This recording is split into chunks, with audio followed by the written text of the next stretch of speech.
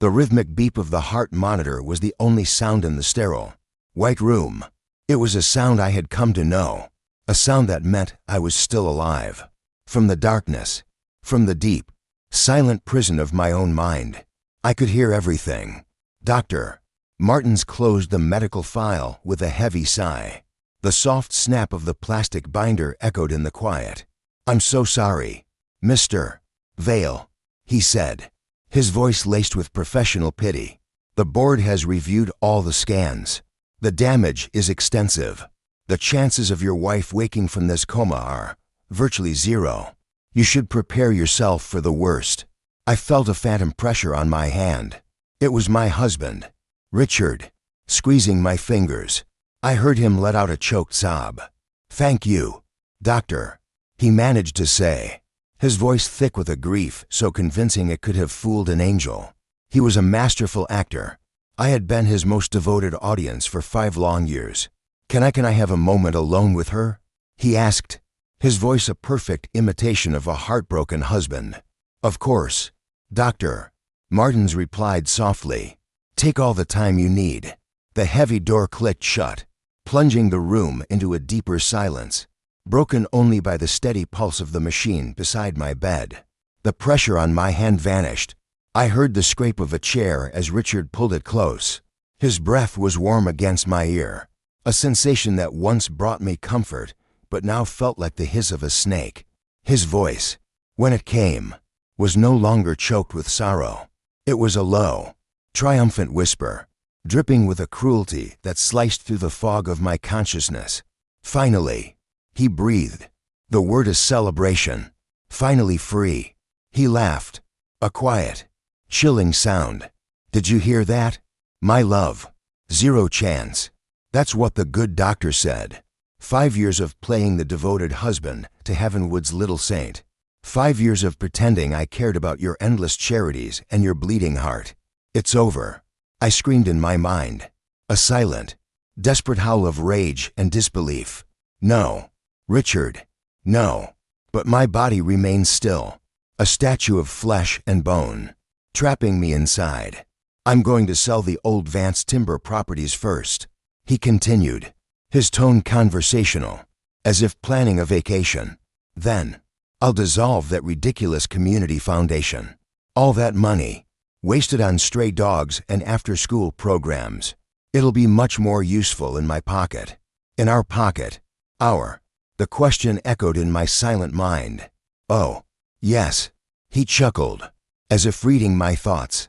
"You didn't think I was going through all this alone, did you? Valerie has been so patient. She's already picking out rings. We're thinking of something with an emerald. Maybe something from your grandmother's collection. I think that would be a fitting tribute, don't you? Valerie, his secretary, the pretty, quiet girl I had always been kind to." The betrayal was a physical blow. Even in my paralyzed state, my heart monitor skipped a beat, the rhythm faltering for a second before correcting itself. Richard didn't seem to notice. He was too lost in his victory. He stood up, and I heard the rustle of his coat. "Goodbye, Eleanor," he said, his voice light and carefree. "Rest in peace, and thank you for everything." The door opened and closed again. I was alone, alone with the beeping machine, the sterile smell of antiseptic, and a truth so monstrous it threatened to shatter what was left of my world. But he was wrong about one thing. I wasn't at peace, and I wasn't dead yet. 3 months earlier, the world was a different color. It was painted in the warm golds and deep greens of an Oregon autumn, a season of crisp air and cozy charity galas. The Heavenwood Community Foundation's annual benefit was in full swing at the historic Vance family estate, the sprawling timber and stone lodge that had been my home since I was a child. The air buzzed with conversation and the clinking of champagne glasses, a symphony of goodwill and generosity. "Eleanor, you've outdone yourself again," a donor gushed, pressing my hand. "The new youth center is a godsend for this community. We couldn't do it without you." "Mark," I said, smiling warmly, and I meant it. This was my life's work. My great-grandfather had built an empire from the vast forests of the Pacific Northwest.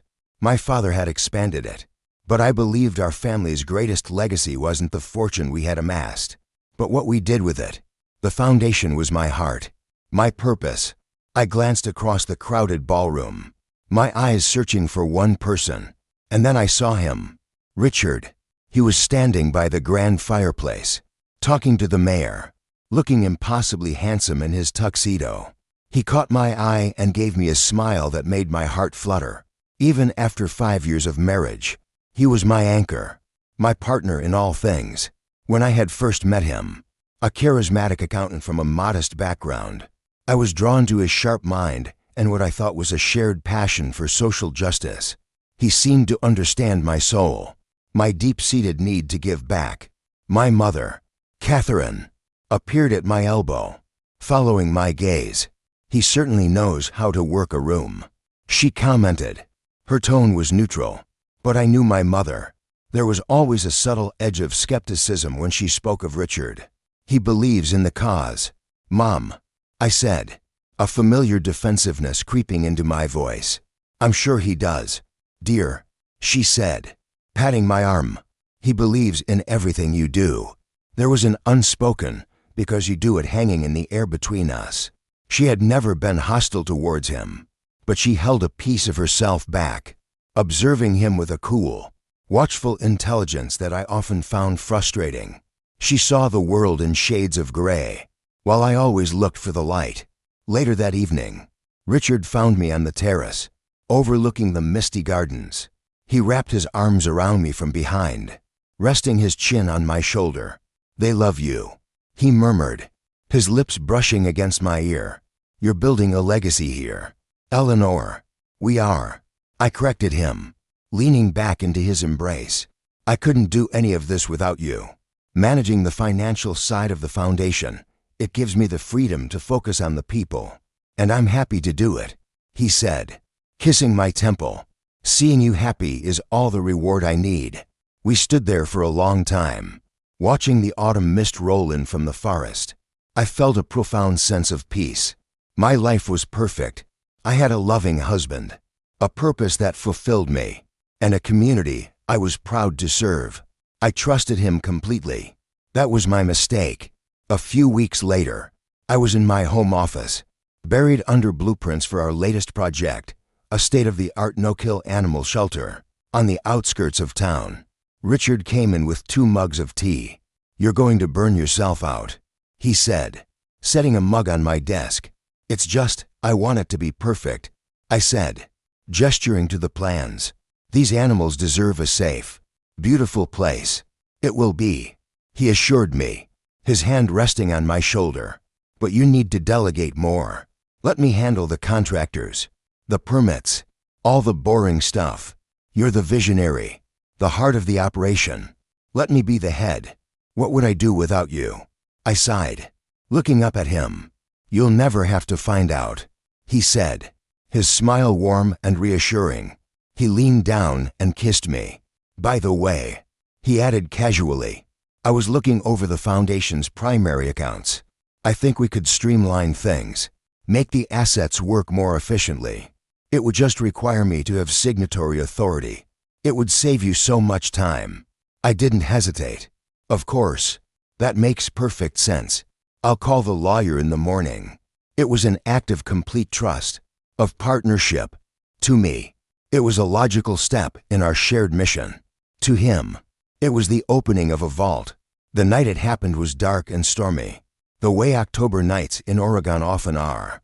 The rain came down in relentless sheets, turning the winding road into a slick, black ribbon. I was driving home from the groundbreaking ceremony for the new animal shelter. My heart was full, buzzing with the excitement of seeing a dream become a reality. I remember thinking about Richard, about how I couldn't wait to get home and tell him all about it. I came around a familiar curve, one I had driven 1,000 times. The road sloped downwards, towards a sharp turn over a small ravine. I eased my foot onto the brake pedal to slow my speed, and nothing happened. For a terrifying split second, my mind refused to process it. I pressed my foot down again, harder this time, all the way to the floor. The pedal felt soft, spongy, Useless. The car wasn't slowing down. It was accelerating, picking up speed on the slick, wet pavement. Panic, cold and sharp, seized me. I wrestled with the steering wheel, trying to keep the car on the road. But it was like trying to tame a wild animal. The trees on the side of the road became a blur of dark green. The guardrail, a thin strip of metal between me and the darkness of the ravine, rushed towards me. I remember the screech of metal, the explosive shatter of glass, and a sickening, weightless feeling as the world tumbled end over end. My last conscious thought was not of the project, or my legacy, or my family. It was of my husband, Richard. And then there was only darkness, a deep, silent, endless darkness, until I heard his voice, whispering the truth in my ear. For hours, I lay in the silent darkness, Richard's words echoing in the vast emptiness of my mind. Each syllable was a drop of poison, spreading through my veins, corroding the beautiful reality I had built my life upon. He was going to destroy everything. My work, my family's legacy, the lives of people who depended on the foundation. And he was going to do it with a smile on his face, playing the part of the grieving widower. Rage, pure and hot, burned away the fog of despair. It was a feeling so powerful, so primal. It was like a jolt of electricity to my dormant nerves. I was not a vegetable. I was not a memory. I was a prisoner, and I would not let my jailer burn down my home while I was still inside it. I had to fight. I had to get out. I focused all my will, all my anger, on a single point, my right index finger. Move. The command screamed through my mind. A desperate, silent prayer. Just move. For an eternity. Nothing happened. I was a ghost inhabiting a corpse. But the rage kept burning. It was my only fuel. I thought of Valerie wearing my grandmother's emeralds. I thought of the animal shelter being bulldozed for a shopping mall. Move. And then, I felt it. A flicker. A tiny, infinitesimal tremor in my fingertip. It was so small I thought I had imagined it. But it was real. It was the first spark in a long-dead engine. It was hope. The door to my room opened softly, and a young man in blue scrubs came in. I recognized his voice from the past few weeks. He was one of the night nurses. He always spoke to me, even when he thought I couldn't hear. "Good evening, Mrs. Vale," he said, his voice gentle. "Just doing my rounds. Everything looks steady tonight." His name was Daniel Carter. I knew that from the ID badge he'd once described to me, telling me he hated the picture. He moved around the room with a quiet efficiency, checking the fur drip, adjusting my pillows. He had a kindness about him that felt genuine, a stark contrast to Richard's polished performance. As he was checking the monitors, the lights in the room flickered violently for a moment, and the machines let out a series of discordant beeps before settling back into their rhythm. Daniel frowned, looking at the equipment. "That's the third time tonight," he muttered to himself. "Something's off with the wiring in this wing." He turned his attention back to me, his brow furrowed with concern. "Must be unsettling. Even if you can't, well, you know." He took my wrist to check my pulse manually, his touch professional but warm. I seized the moment. I poured every ounce of my being, every drop of my rage and desperation, into that one simple action. "Move your finger." It twitched, a clear, undeniable spasm against his thumb. Daniel froze.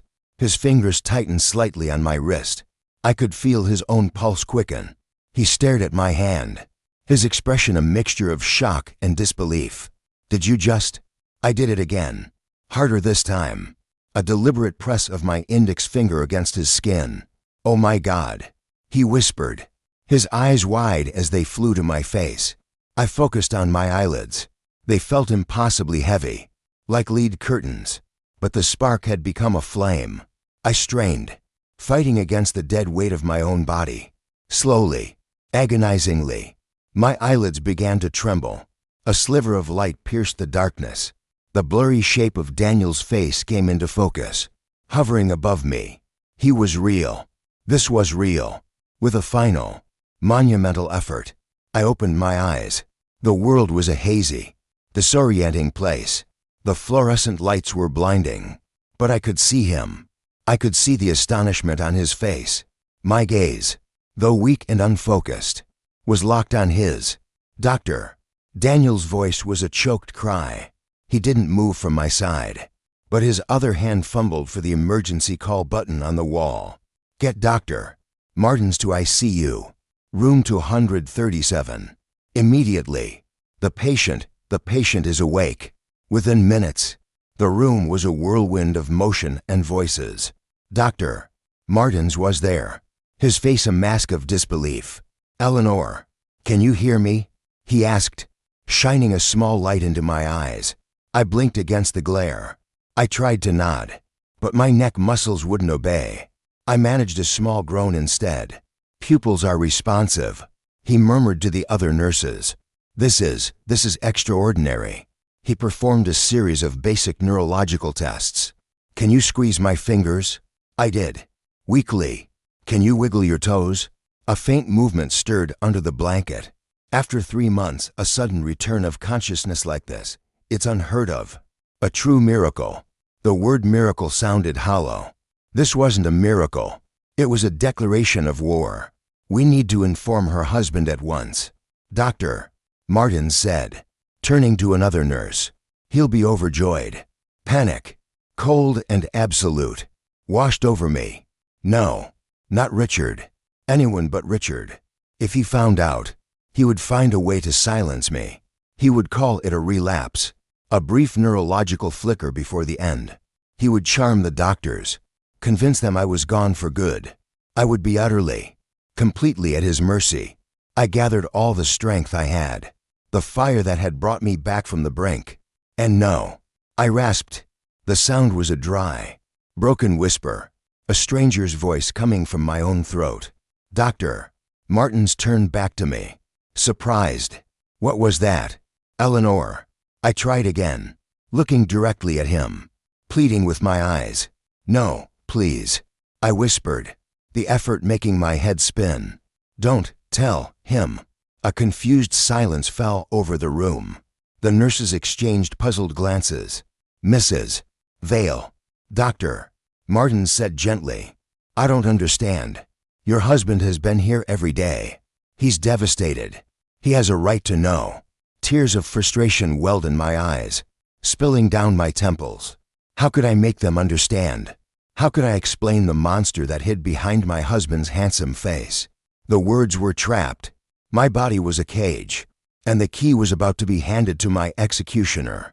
It was Daniel who broke the silence. He had been watching me intently, his expression thoughtful. He had seen my finger twitch. He had been there when the lights flickered. He had seen the raw fear in my eyes when Richard's name was mentioned. "Doctor," he said, his voice quiet but firm, "could I speak with you outside for a moment? In private?" Dr. Martins looked from Daniel to me, his brow creased with concern. He saw the desperate plea in my gaze. "All right," he agreed. His curiosity piqued. "Nurse, stay with Mrs. Vale." The two men stepped out into the hallway. I could hear the low murmur of their voices through the partially open door. My heart hammered against my ribs. My entire future, my very life, rested on this young nurse I barely knew. It rested on whether a doctor, a man of science and logic, would believe an incredible story. Daniel's voice was low and urgent. I was standing in the hall just before my shift started. He was saying. The door was ajar. I heard him talking to her. It wasn't the voice of a grieving husband. "Doctor." It was triumphant, cruel. I heard him recount the words he had overheard plans to sell the foundation. The mention of Valerie. The cold celebration of my permanent condition. He told the doctor everything he had witnessed. There was a long pause. I held my breath. "You're absolutely certain of what you heard, Carter?" Dr. Martins' voice was grave. Every word. Daniel confirmed. There was no grief in that room. "Sir, only greed." The door opened again, and both men came back inside. Dr. Martins' face was somber. He walked to my bedside and looked down at me. His eyes filled with a new understanding. He had seen my fear, and now he had heard the reason for it. "Eleanor," he said softly, "I'm going to ask you a question. I need you to just blink once for no, and twice for yes. Do you understand?" I blinked twice. "Yes." "While you were unconscious," he chose his words carefully, "were you aware of your surroundings? Did you hear what your husband said to you earlier this evening?" I summoned every last bit of my energy and blinked twice, slowly and deliberately. "Yes, yes, Doctor." Martins exchanged a long, meaningful look with Daniel. He took a deep breath, and a decision settled in his features. "Very well," he said, his voice now crisp and authoritative. "As of this moment, Mrs. Vale's recovery is to be kept under the strictest confidence. Only essential personnel on this shift are to be aware. We will say there has been no change in her condition. We need to understand the situation fully before we take any further action." He turned back to me. "You are safe here, Eleanor. We will protect you." I closed my eyes, and for the first time since waking, the tears that rolled down my face were not of fear or frustration. They were tears of profound, overwhelming relief. I wasn't alone anymore. I had allies. The war had just begun, but I finally had soldiers on my side. The days that followed were a strange, secret ballet of recovery and deception. My world was confined to the four walls of my hospital room, but within that space, a silent rebellion was taking root. Daniel became my lifeline, my hands and feet in the world beyond my bed. During his shifts, he was the model of professionalism, but in his brief breaks, or in the quiet moments when the halls were empty, he was my co-conspirator. "All right, Eleanor," he'd whisper, helping me sit up for a few precious minutes when no one was around. "Let's just try to move your legs today. Just a little." My body was a clumsy, uncooperative stranger. The effort to simply flex my ankle left me breathless and trembling. Frustration was a constant, bitter taste in my mouth. Before the accident, I was active. I hiked the trails around Heavenwood. I practiced yoga. I had strength and energy. Now, I was as helpless as a newborn. "Don't push too hard," Daniel would caution, his hand steadying my shaking leg. "You've been immobile for 3 months. It's a marathon, not a sprint." He was my physical therapist, my confidant, and my window to the outside. He brought me a small radio, and I would listen to the news, piecing together the world that had continued on without me. I heard reports of Richard Vale, the devoted husband, making somber public statements, accepting condolences on my behalf, and promising to continue Eleanor's important work in her absence. Each word was a lie, a carefully crafted performance for the public, and it fueled the fire inside me. The most difficult part of this secret life was Richard's visits. He came every day, usually in the late afternoon. The moment I heard his approaching footsteps, a switch would flip inside me. My breathing would become shallow and even. My muscles would go slack. My eyes would close into a vacant stillness. I became the empty shell he believed me to be. He would sit in the chair beside my bed, sometimes holding my hand with a touch that felt like ice. He never spoke to me with the same venom as he had that first night. Instead, he'd talk on his phone, conducting business as if I weren't there. "Yes, the appraisal on the downtown property came in," I heard him say one afternoon, his voice low and professional. "We can move forward with the sale. No, there won't be any complications from my wife's side. Her condition is permanent." I lay there, my blood boiling, forced to listen as he began to dismantle my life's work. Piece by piece, he spoke to Valerie often, his voice softening into a lover's purr. "I miss you too, my love," he'd murmur into the phone. "Just a little longer. Once the first few properties are liquidated, we can put the down payment on the house in Miami." Yes, of course, the one with the infinity pool. He was selling off the future of Heavenwood's children to buy a house with an infinity pool. The sheer, vulgar greed of it was staggering. Each visit was a new form of torture, but it was also a gift. He was handing me the ammunition I needed, one phone call at a time. I just had to find a way to use it. During one of our clandestine therapy sessions, I managed to speak my first full sentence to Daniel. I need my mother. He stopped what he was doing and looked at me. His expression serious. Are you sure? Eleanor, the more people who know, the greater the risk. I nodded. The movement still stiff. She never trusted him. She'll believe me. We need her. I thought of my mother's sharp, discerning eyes, her practical mind that could cut through any deception. She was the general I needed to command this war. How do we know she'll keep the secret? Daniel asked gently. Her seeing you like this, her first instinct will be to celebrate, to tell the world, or to confront Richard. Tell her about the Willow Cove. I rasped, the words scraping my throat. When I was 7, I fell and broke my arm there. I made her promise never to tell Dad how it happened. She's kept that secret for almost 30 years. She knows how to keep a promise. That night, Daniel used a prepaid burner phone he had bought for cash. He called my mother from the hospital parking lot. I could only imagine the scene on the other end, me mother, at home in the vast, empty lodge, receiving a call from an unknown number in the middle of the night. The conversation, as he later recounted it to me, was tense. Mrs. Vance, my name is Daniel Carter. I'm a nurse at Heavenwood General. Is it about Eleanor? Has something happened? The panic in her voice was immediate. She's stable, Daniel said quickly, but there's something you need to know. Your daughter is awake, and she asked me to call you. A long, skeptical silence followed. Who is this? Is this some kind of sick prank? Richard would have called me. That's exactly why she asked me to call. Daniel said calmly. She doesn't want him to know. She told me to tell you something. She said to mention the Willow Cove and a broken arm. The silence on the other end was different this time. It was the sound of a world tilting on its axis. When my mother finally spoke, her voice was a trembling whisper. When can I see her? Catherine Vance arrived at 2 in the morning, slipping through a side entrance Daniel had left open for her. She looked smaller than I remembered, her face etched with 3 months of worry, but her eyes were as sharp as ever. When she saw me, propped up slightly against the pillows, my eyes open and looking at her, she stopped dead in the doorway. A choked sound escaped her lips, and for the first time in my adult life, I saw my strong, stoic mother completely unravel.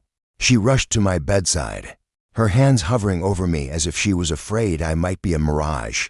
Eleanor, she breathed, tears streaming down her face. Oh, my baby. Mom, I whispered. She took my hand, her touch warm and real, and she finally let the tears fall, her shoulders shaking with silent sobs. We didn't speak for a long time. There was nothing to say that our eyes weren't already conveying. When she finally composed herself, she sat in the chair. Records share and her grief hardened into a cold, diamond-hard resolve. Tell me everything, she commanded, slowly, haltingly. With Daniel's help, I told her about Richard's whispered confession, his plans for the foundation, his affair with Valerie, his casual cruelty. I watched my mother's face transform from shock to disbelief, and finally, to a quiet, controlled fury that was far more terrifying than any shout. When I was finished, she sat in silence for a full minute, her gaze fixed on some distant point. I never liked him, she said, her voice dangerously calm. There was always something calculating behind his eyes, a hollowness his smile could never quite fill. I warned you to be careful. I know, I whispered, shame washing over me. No, she said, cutting me off, her eyes locking onto mine. This is not your fault. You loved him. You trusted him. That is a reflection of your goodness, not his. He is the monster here, Eleanor, and we are going to make him pay for what he's done. She stood up and began pacing the small room, her mind already shifting from mother to strategist. Daniel, you have been a true friend to my daughter. We are in your debt. She turned back to me. Crying is over. Now, we plan. We need evidence. We need to know everything he's doing, everyone he's talking to. We need to build a case so airtight that he can never manipulate his way out of it." "How?" I asked, my voice still weak. A small, grim smile touched my mother's lips. "I know exactly who to call," she said. "Patricia Jennings. She's a private investigator. Used to be a detective in Portland.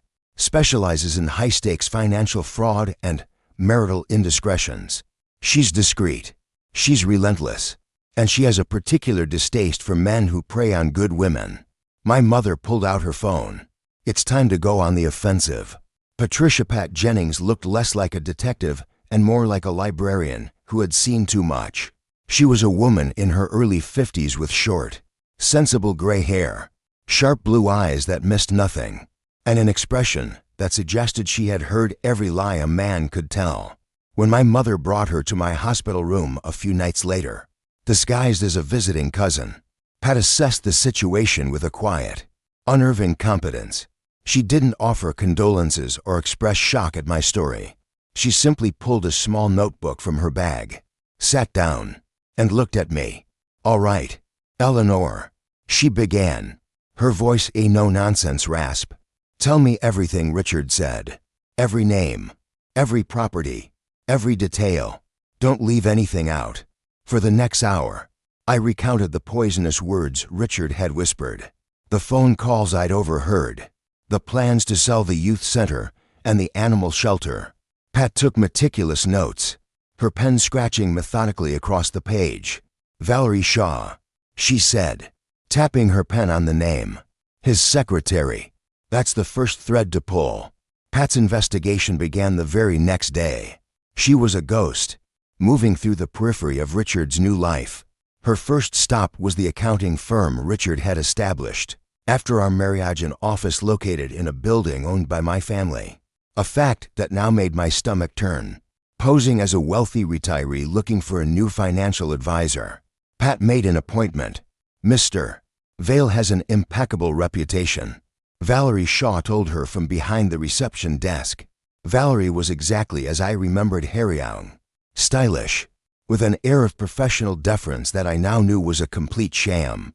"He handles the accounts for some of Havenwood's most important businesses, and since his marriage to Eleanor Vance, well, his services are in very high demand." Pat, in her later report to us, noted the subtle condescension in Valerie's voice when she said my name, as if I were an inconvenient but necessary stepping stone. "It must be so difficult for him with her accident," Pat said, her tone dripping with sympathy. "It's been a nightmare," Valerie replied, her mask of concern perfectly in place. "He's been incredibly strong, but it's taken a terrible toll." Pat's sharp eyes, however, noticed something that didn't fit the narrative of a struggling secretary. Around Valerie's neck was a delicate, vintage necklacey platinum chain with a single, magnificent emerald. It was a unique piece, one I recognized instantly.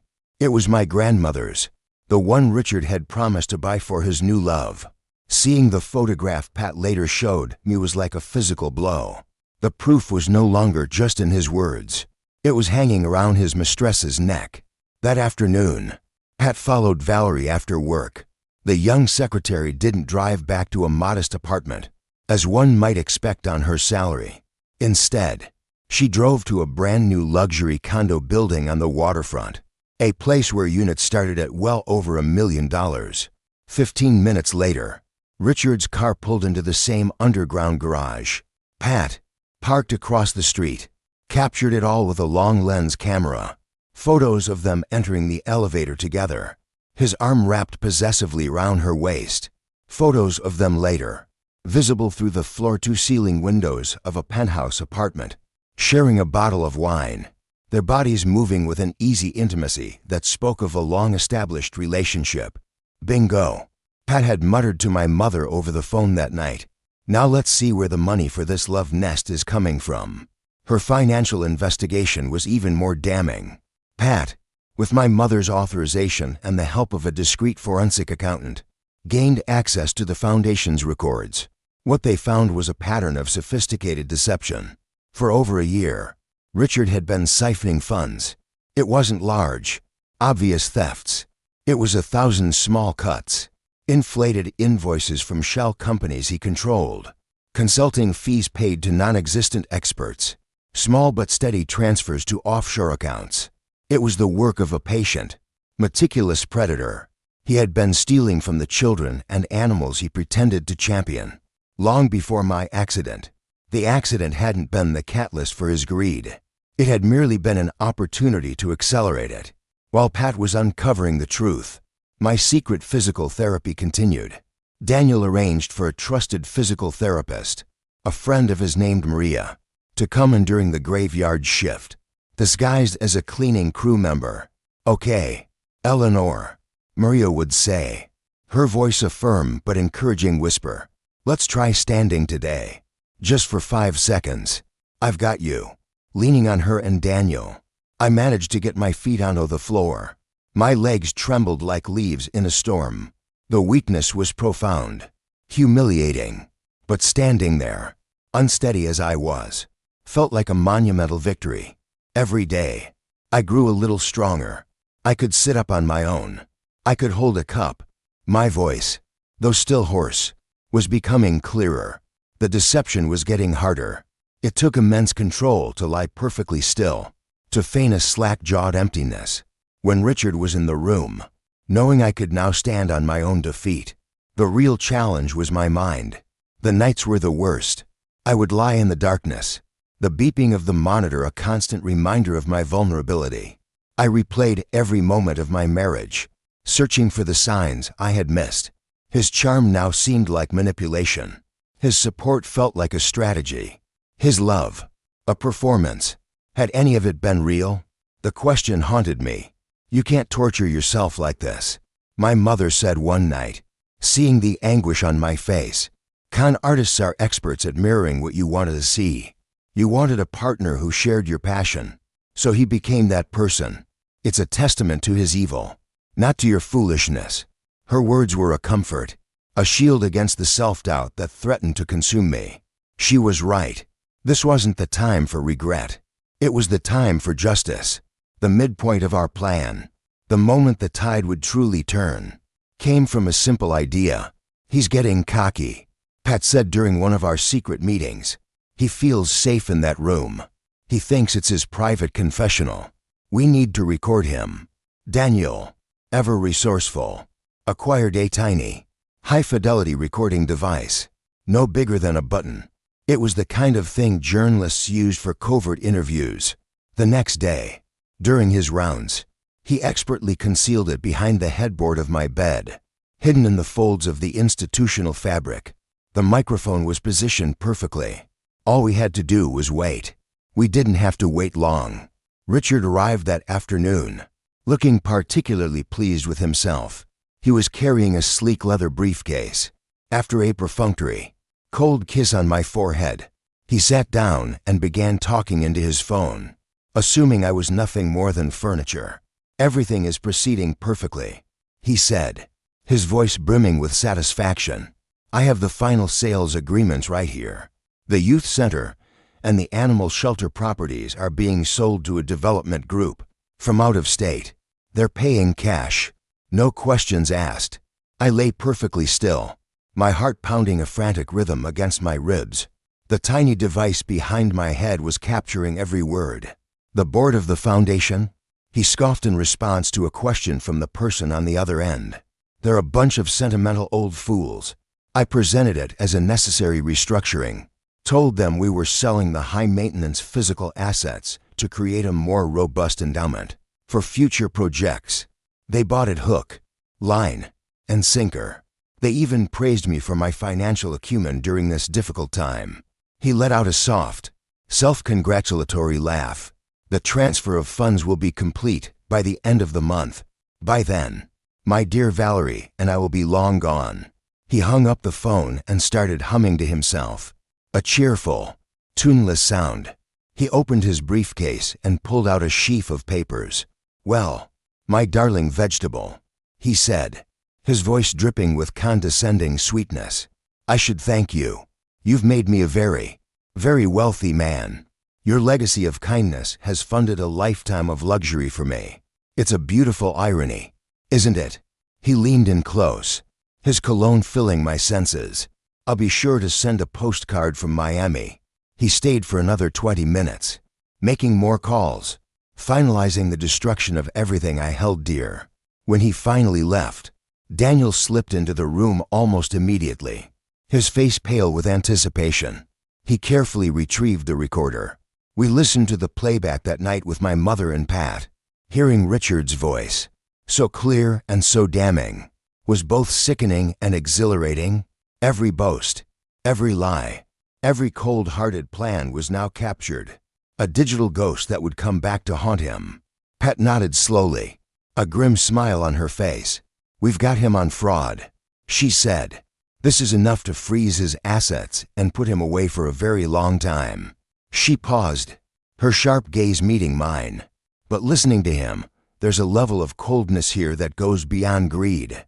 It was then that Daniel, who had been listening silently, spoke up.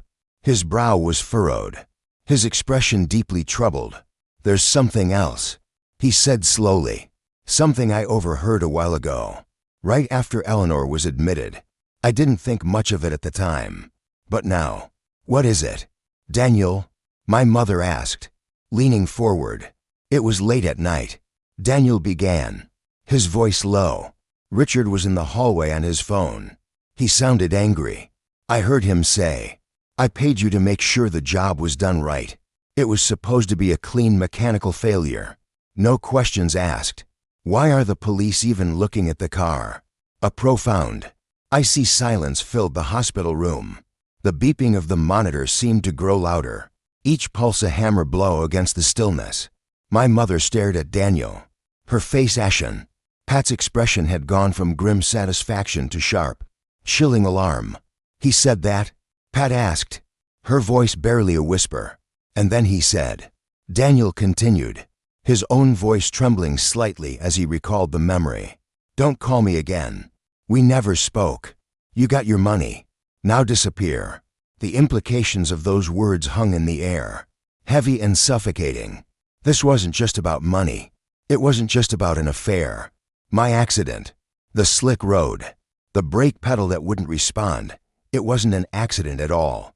It was an execution that had failed. The revelation landed in the room like a physical blow, sucking the air from my lungs. A clean mechanical failure. The phrase echoed in my mind, replaying the horror of those final seconds in the cart's spongy, useless brake pedal. The sickening lurch as I lost control. It hadn't been a random tragedy. It had been a design. Richard had tried to murder me. My mother let out a small, strangled gasp, her hand flying to her mouth. Her face, which had been set in a mask of cold fury, crumbled into one of raw, visceral fear.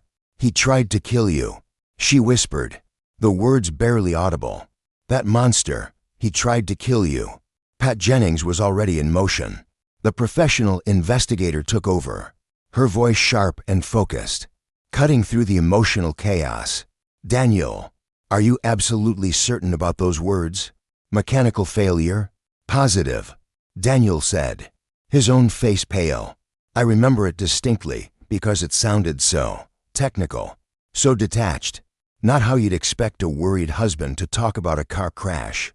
This changes everything, Pat said, her mind racing. Fraud is one thing. We're now looking at attempted murder. The legal threshold is higher, but the punishment is permanent. She looked at me, her gaze intense. Eleanor, I need you to think. Back to the accident. Back to the days leading up to it. Did anything seem out of place? Anything unusual with the car? I closed my eyes, forcing myself back to that rainy October night. The memory was a jagged shard of trauma, but I had to examine it. The brakes, I said, my voice hoarse. They felt soft, spongy. When I pressed the pedal, it went almost to the floor before there was any resistance. I thought it was because of the rain, the wet road. Had you noticed any issues before that night? Pat pressed. A memory surfaced, hazy at first, then sharpening into focus. About a week before the accident, I began slowly, piecing it together. Richard had borrowed my car. He said he noticed the brakes were making a squeaking sound. He insisted on taking it to get serviced. He told me he wanted to make sure I was safe. The irony was so bitter it felt like acid in my throat. He had feigned concern for my safety while orchestrating my death. Did he take it to your usual mechanic? My mother asked quickly. To Ramon. No, I said, shaking my head. I remember asking him that. He said Ramon was booked solid. He'd found a new place, a small independent shop on the other side of town that could take it right away. He said he'd gotten a great deal. A great deal on what? I wonder. Pat muttered grimly, scribbling in her notebook. A brake job. Or something more sinister. We need the name of that shop. I don't know it, I admitted, a wave of helplessness washing over me. He handled everything. It doesn't matter, Pat said, her expression determined. If he paid someone to tamper with your car, there's a money trail, or a phone trail. He's meticulous, but he's not a ghost. He left tracks. We just have to find them. She turned to Daniel. That phone call you overheard. Do you remember the approximate date? Daniel thought for a moment. It was within the first 48 hours after she was admitted. I remember because it was before they had moved her to this private room. Good, Pat said. That gives me a time frame. She looked at my mother. Catherine, I need you to get me Richard's cell phone records for that period.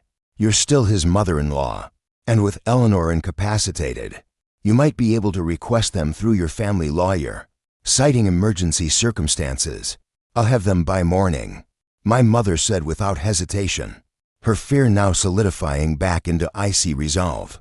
The investigation took on a new, terrifying urgency, while I continued my secret rehabilitation, pushing my broken body to heal.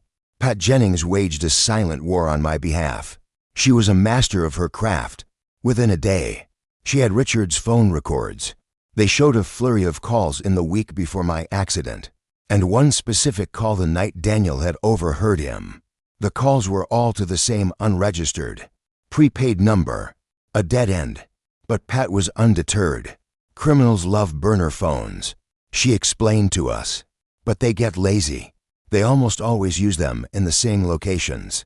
Using cell tower triangulation data, she mapped out where the burner phone had been when it received Richard's calls.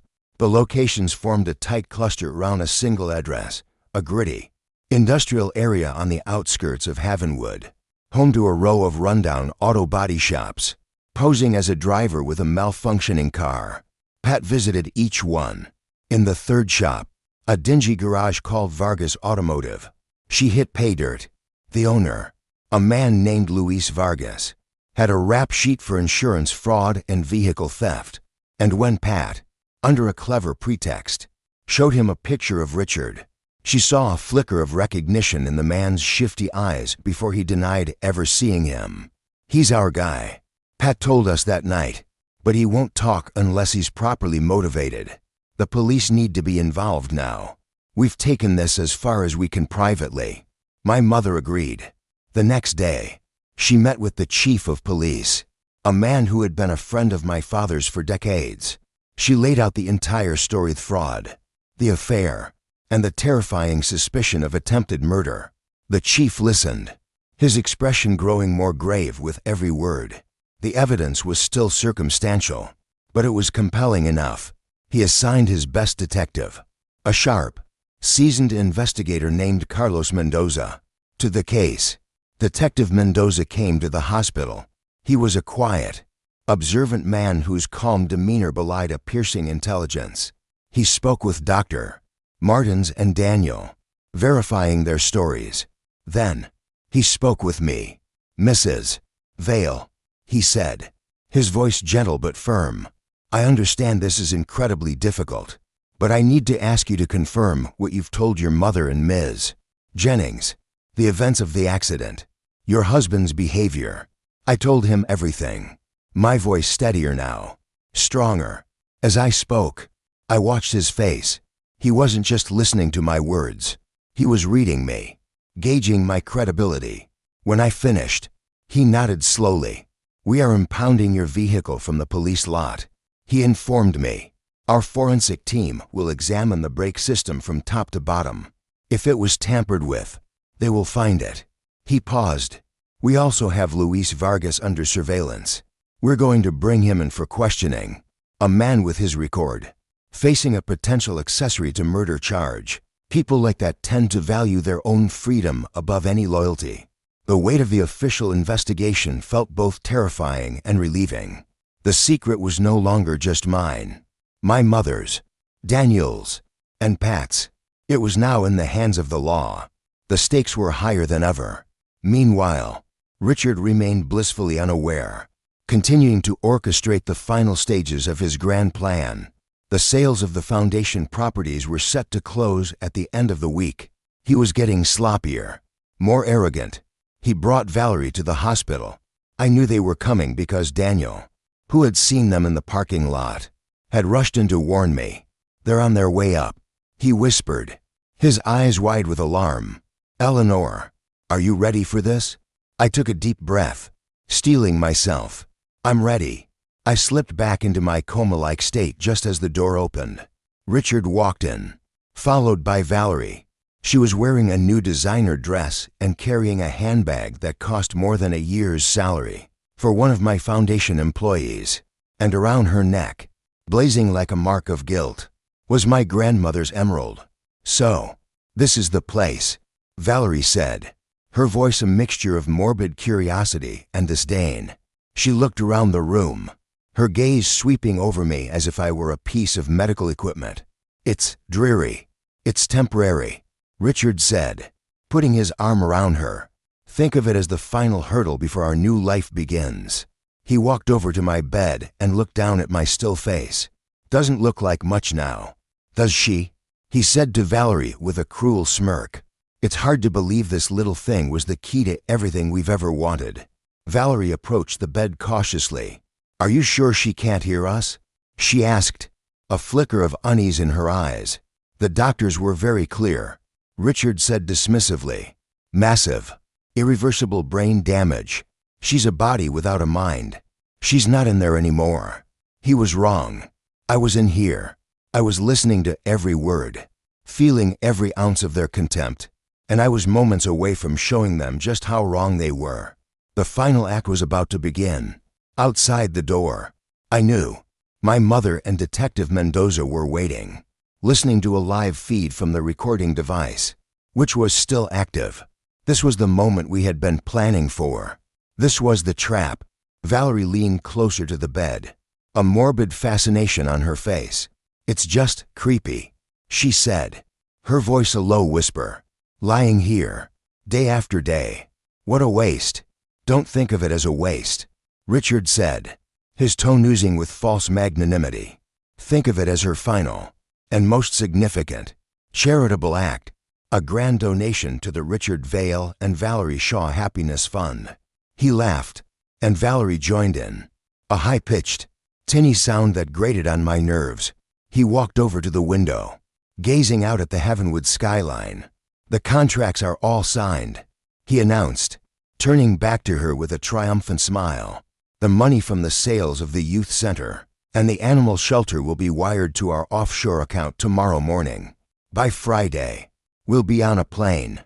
"What about her mother?" Valerie asked, glancing nervously at the door. "Won't she try to stop it?"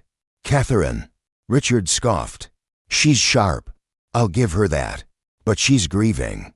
And legally, she has no power. I am Eleanor's husband, her sole conservator. Every action I take is perfectly legal, done in my wife's best interest to manage the crippling costs of her long-term care." He made air quotes with his fingers, his face a mask of smug satisfaction. "It's a beautiful, tragic story. The public will weep for me." "And the shelter?" Valerie asked, idly tracing the emerald at her throat. "What happens to all those animals?" Richard shrugged, a gesture of complete indifference. "Not my problem. The new owners are bulldozing the property to build luxury townhouses. I imagine the animals will be sent to the county pound. Most of them will likely be put down. Survival of the fittest, I suppose." That was it. That was the final straw. The image of hundreds of innocent animals being euthanized because of his greed was a spark dropped into a keg of gunpowder. The rage that had been simmering for weeks erupted, a volcanic force that overwhelmed every last vestige of my paralysis. My mission was no longer just about justice for myself. It was about saving the legacy I had built, the lives, both human and animal, that depended on it. Slowly, deliberately, I opened my eyes. The first thing I saw was Valerie. She had been staring at my face, and as my eyelids fluttered and opened, the color drained from hers. Her smug smile vanished, replaced by a slack-jawed expression of pure, unadulterated terror. Her hand, which had been toying with the necklace, froze in midair. "Richard," she breathed, her voice a strangled squeak.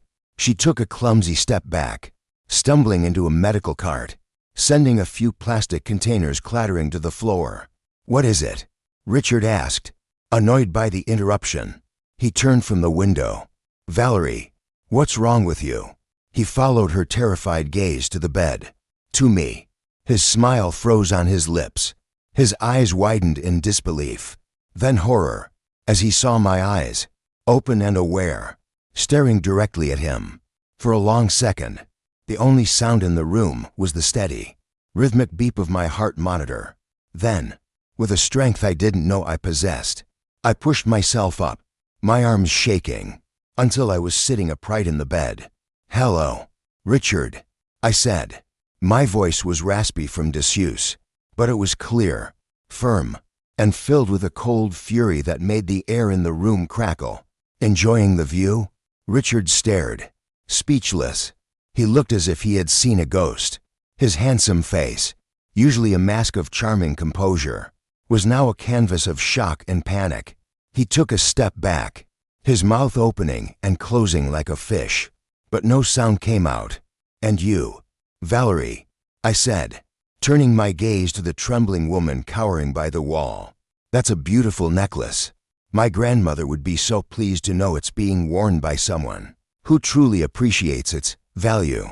Valerie let out a small, terrified whimper and instinctively covered the emerald with her hand, as if that could hide her guilt. "Eleanor, you can't be," Richard finally stammered, his mind struggling to reconcile the impossible reality in front of him. "The doctors said irreversible damage." "The doctors were wrong," I said, my voice growing stronger with every word.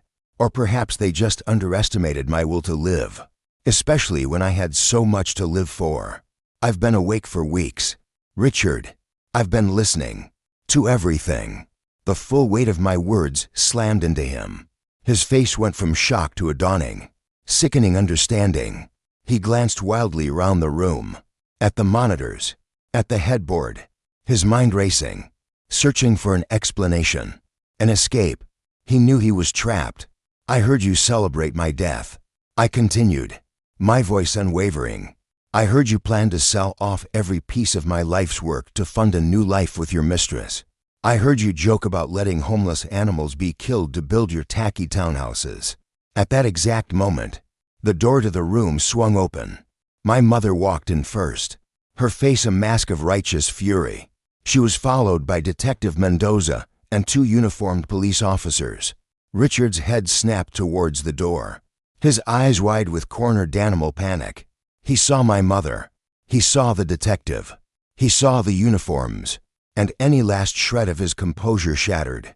"Catherine," he cried, his voice suddenly desperate, his actor's instincts kicking in for one last, pathetic performance. "Thank God you're here. It's a miracle. Eleanor just woke up. I was sitting here, talking to her, and she woke up." My mother didn't even look at him. She walked straight to my bedside, her eyes shining with tears of relief and triumph. "I knew you could do it," she whispered, squeezing my hand. Detective Mendoza stepped forward, his expression impassive. "Richard Vale," he said, his voice calm and official. "I believe you've already met my associate." He gestured to one of the officers, who was holding up the small recording device Daniel had planted. "We've been listening to your entire conversation. Every single word has been recorded. The last bit of color drained from Richard's face. He looked from the recorder to my face, then back to the police. The trap had sprung, and he was caught dead in the center. And Ms.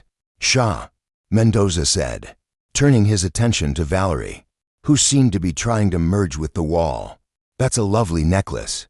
We have a file full of photographs of you and Mr. Vale at your new condominium, and detailed records of the funds from Mrs. Vale's charity that were used to purchase it. I believe that's called embezzlement. This is an invasion of privacy. Richard blustered, his voice cracking. You can't use that recording. It's illegal. Pat Jennings, who had slipped in behind the officers, stepped forward with a thin smile. Actually, Richard, you're wrong. The recording was made in your wife's hospital room, with her full consent as the patient, to protect her from ongoing criminal activity. It's perfectly admissible. I checked. His eyes darted around the room, searching for an exit, a lie, any way out. There was none. He was surrounded by the truth he had tried so hard to bury. Eleanor, he pleaded, turning to me, his eyes wide with a desperate, false sincerity. Please, you have to understand. The pressure, the medical bills, the fear of losing you. I wasn't thinking straight. I love you. I've always loved you. I looked at the man I had once loved, the man I had shared my life with, and I felt nothing but a cold, empty pity. Was it love? Richard, I asked quietly, was it love when you paid a man to cut my brake lines? A collective gasp went through the room. Richard froze, his feigned plea dying on his lips. His face became a deathly shade of white. We have him. Eleanor, Detective Mendoza said, his voice low and reassuring. We arrested Luis Vargas this morning, faced with an accessory to murder charge. He was very cooperative. He told us everything. He even had a recording of his own, a little insurance policy. We have you on tape, Mr. Vale, planning your wife's murder. It was over. The final lie was stripped away, exposing the monster underneath. Richard stood there, utterly and completely exposed, his entire world collapsing in on him in the space of a few heartbeats. He looked at me one last time, his eyes no longer filled with feigned love or panic, but with a pure, unadulterated hatred. It was the truest emotion I had ever seen from him. You won't get away with this, he snarled, a final, impotent threat. I think he's got that backward, Pat Jennings commented dryly, as the uniformed officers stepped forward, handcuffs at the ready, watching them lead him away, followed by a sobbing Valerie. Was not triumphant. It was just quiet, the end of a long, dark chapter. I looked at my mother, at Daniel, who had just entered the room and was watching with tears in his eyes, at Pat and Detective Mendoza. I was surrounded not by enemies, but by allies, by friends, by family. I was weak. I was broken. But for the first time in a very long time, I was free. The aftermath of Richard's arrest was a whirlwind. The story broke the next morning, and Heavenwood was consumed by it. The headlines screamed from every newsstand. Charity Queen's miraculous recovery expose is murder plot. Husband's deception shocks community. My family's name, once synonymous with quiet philanthropy, was now at the center of a lurid and sensational scandal. From the sanctuary of my hospital room, which was now protected by a discreet security detail, I watched the world grapple with the truth. Reporters camped out on the hospital lawn. Friends I had known my entire life called my mother, their voices a mixture of horror and sympathy. The sheer scale of Richard's betrayal sent shockwaves through our small, tight-knit community. The man they had admired as a devoted husband and savvy financial steward was a monster. Detective Mendoza's team worked swiftly. With the confession from Luis Vargas and the damning recordings, the case against Richard was airtight. The forensic report on my car confirmed that the brake lines had been deliberately and expertly severed in a way designed to cause a delayed, catastrophic failure. They found the money trail connecting Richard to Vargas. They uncovered the offshore accounts where he had been stashing the foundation's stolen money. Each new piece of evidence was another nail in his coffin. Valerie, facing serious charges of her own, quickly turned on him. In exchange for a plea deal, she gave the prosecutors everything she knew, details of their 2-year affair, his meticulous planning, and his utter lack of remorse after my accident. She admitted he had given her my grandmother's necklace the day after I was admitted to the ICU, telling her it was the first of many rewards for her patience. My days were filled with a different kind of work. There were long, draining sessions with the prosecutors, recounting every detail of my marriage and Richard's confession. And there was the grueling physical therapy with Maria. Now that the secret was out, we could work openly. Each day, I pushed my body to its limits, reclaiming the strength Richard's actions had stolen from me. Learning to walk again was the hardest part. The first time I took a step without the support of parallel bars, with only Daniel on one side and my mother on the other, was both terrifying and exhilarating. My legs trembled violently, and my balance was precarious. But I was upright. I was moving forward under my own power. It was a victory more profound than any legal triumph. Daniel remained a constant, steady presence. He was no longer just my nurse. He had become my friend, my staunchest ally. He would sit with me in the evenings after his shift ended, not talking about the case or my recovery, but about normal things: movies, books, the terrible coffee in the hospital cafeteria. He reminded me that there was a world beyond the betrayal, a life waiting to be lived. "You're amazing.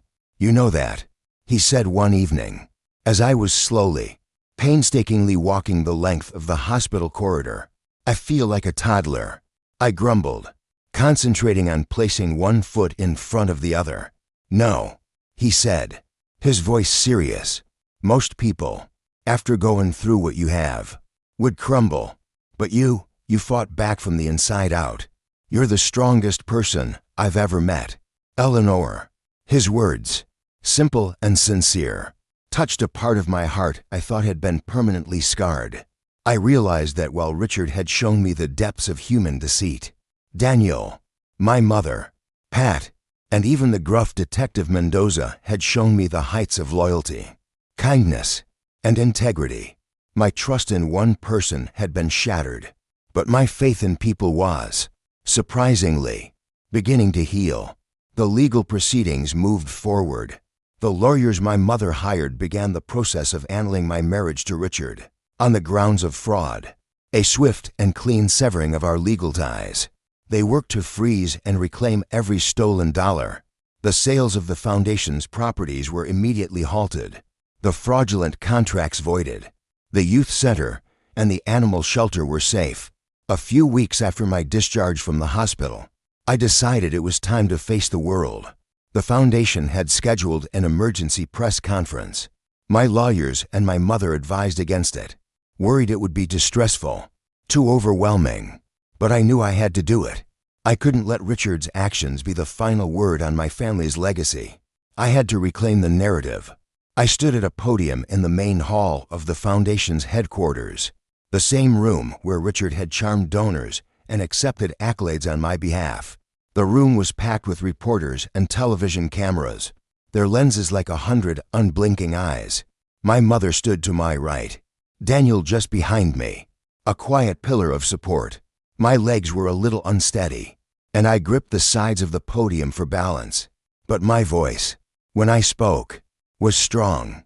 "Good morning," I began, the words echoing in the silent room. "For the past few months, my life has been the subject of speculation and rumor.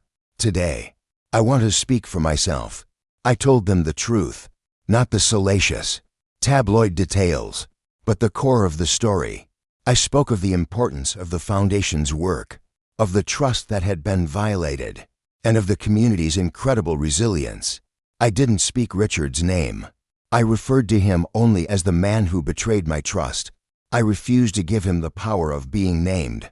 This experience has taught me a terrible lesson about the darkness one person can hold, I said, my gaze sweeping across the room.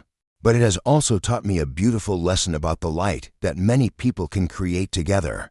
The work we do here is more important than ever. The children we serve, The animals we protect, the students we support, they are the reason we must move forward. I announced that the foundation was launching a new initiative, the Phoenix Fund, dedicated to supporting victims of domestic fraud and financial abuse. We would turn our pain into a resource for others. We would build something good from the ruins. When I finished, there was a moment of stunned silence, followed by a burst of applause. It wasn't just from my staff. It was from the reporters, the hardened journalists who had come for a scandal but had found a story of survival. As I stepped away from the podium, my mother hugged me fiercely. "I am so proud of you," she whispered. Daniel just smiled, his eyes shining. "I told you that you were strong," was all he said. In that moment, I knew that Richard had failed. He had tried to take my money, my legacy, and my life, but he had failed to take my spirit. He had tried to break me, but he had only succeeded in forging me into something stronger, something tempered by fire. The legal battles were not yet over, and the emotional scars would take a long time to heal. But I was no longer a victim lying helpless in a hospital bed. I was Eleanor Vance, and I was the one writing the end of this story. The trial of Richard Vale began 6 months later. It was the bleakest time of year in Oregon, a season of gray skies and relentless drizzle that perfectly matched the somber mood of the proceedings. I had spent the intervening months rebuilding my life and my strength. I could walk now without a cane. My voice was clear, and the foundation, under my renewed leadership, was thriving. The Phoenix Fund had already helped a dozen families, a tangible symbol of good rising from the ashes of my personal tragedy. I knew testifying would be the final, most difficult step in this ordeal. Facing Richard in court, seeing the man who had shared my bed and planned my murder, was a prospect that filled me with a cold dread. But I also knew it was necessary. For justice to be fully served, the jury had to hear the story from me. The courtroom was packed every day. The trial was a media sensation, a real-life soap opera of wealth, betrayal, and attempted murder. Richard sat at the defendant's table, looking thinner, grayer, but still trying to project an aura of wronged innocence. His expensive lawyers attempted to paint a picture of a desperate husband, driven to financial missteps by the stress of his wife's tragic accident. They argued that the murder plot was a fabrication, a wild story concocted by a vengeful mechanic looking to save his own skin. But their narrative crumbled under the weight of the evidence. The prosecution, led by a sharp and methodical district attorney, laid out the case brick by brick. They played the recording from my hospital room, and the jury listened in horrified silence as Richard's cruel, triumphant voice filled the courtroom.